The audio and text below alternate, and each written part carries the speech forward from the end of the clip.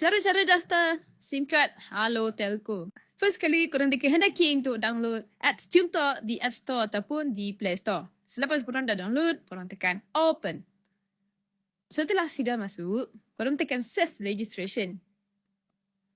Dekat sini, korang pilih bawah sekali, tekan Let's Begin. Di bahagian sini, korang tekan Get a New Number. Dan tekan Confirm.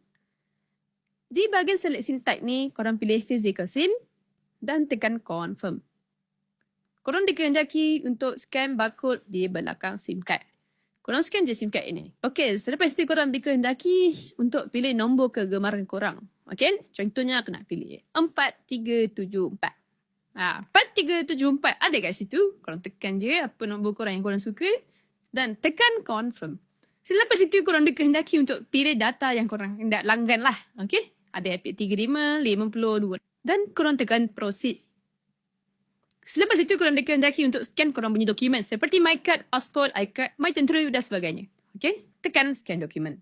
Selepas itu korang dikehendaki untuk scan korang punya muka. So korang tekan Face Recognition, tekan Confirm, tekan Next dan korang scan muka korang kat sini lah. Setelah selesai korang scan muka korang, korang dikehendaki untuk semak korang punya data-data di sini. Korang isi je maklumat korang dan korang tekan bahagian 3 kiri ni, tekan semuanya okey dan korang tekan Confirm.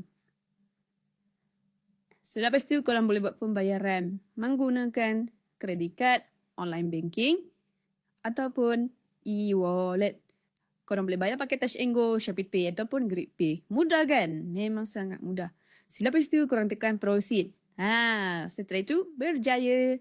Setelah korang berjaya daftar SIM card Halo Telco tadi, korang tekan je login dan korang masukkan nombor phone korang di sini dan login OTP.